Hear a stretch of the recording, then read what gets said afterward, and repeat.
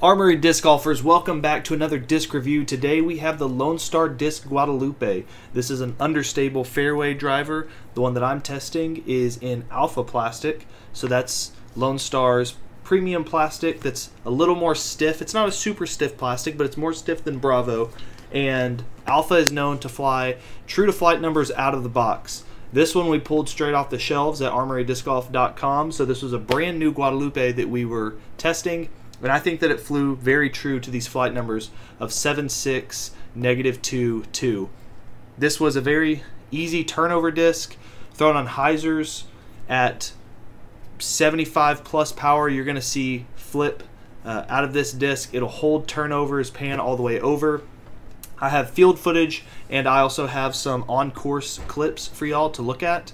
The thing that I want to say about the field footage is it's going to look like the disc is a little more stable than it does on the course footage, and that's because there's a mild tailwind on the field footage. You're going to see it's going to turn over some, but just keep that in mind while you're looking at the field footage.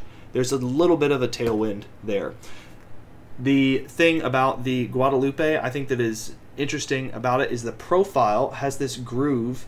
If it's not focusing here, I'll cut to some B-roll, but it has this groove underneath the rim that looks very interesting. I have a buddy who likes to put his finger on the rim, and I know a lot of you out there do something similar. Like if you're fan gripping for a control shot on your fairway shots, this feels great in the hand if that's your go-to. It just slots right in there. That's not how I throw. I'm just team power grip everything. But if that is your jam, you're going to really like the way this disc feels in your hand. This is a very easy disc to get down on a roller, so there's I can see a lot of uses for this. I can throw this hard on a hyzer, it'll pop up to flat and push straight, or I can throw it flat and expect a consistent turnover to the right. For forehands, this was really touchy. I would only throw this for situational shots. If I have to step out around a bush, which this comes up frequently. I have a disc in the bag for this reason. That if I have to like step out around a bush and put something on an anhyzer or maybe flat that I know is going to go out and then break left over, I can see the Guadalupe being a good disc for that. But I don't want to ramble too much. Let's get out and see this sucker flying. Alright, so out at the field, I've got Grant helping me out here again today. We're starting with backhand hyzers. All of these are Bushnell Range Found. Not a sponsored video.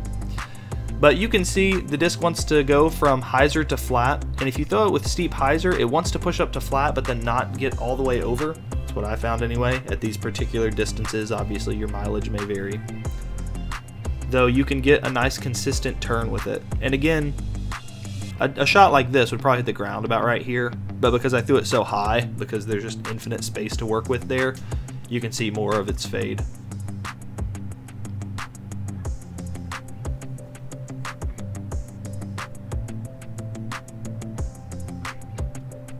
So giving you an idea, different powers, how the disc may fly.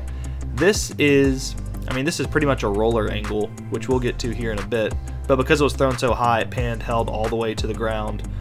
Grant does a good job of throwing a more normal looking anhyzer, and you can really envision this on your local course for those shots that you really want to hold anhyzer all the way to the ground. If you don't want to throw a forehand or can't throw a forehand or whatnot, Guadalupe is a great option. Speaking of forehand, I threw this one pretty hard. I threw it on a steep hyzer and it turned all the way over. You can see it's starting to work its way out there at the end. Grant does a better job than me at throwing understable discs and not having them flip over. So you can see the disc is not too flippy to throw on forehand, and this one right here is a really pretty touchy forehand anhyzer shot. I mean, again, you can envision this being on your local course, you know, having to weave through the woods and whatnot. 362 with a 7-speed forehand is a pretty good smack.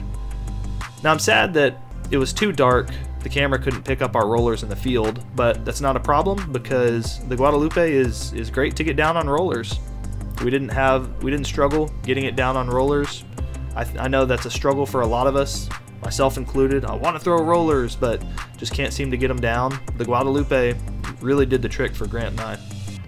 And here you can see it thrown different powers on different holes. If you don't throw it super hard, it'll just pop up to flat, push straight, and like to say straight forever. And this next shot is a very similar hole, very similar shot. You can see this is a great disc to choose if you need to really punch down a tunnel. Speaking of punching down a tunnel, this shot is 380-ish, 385.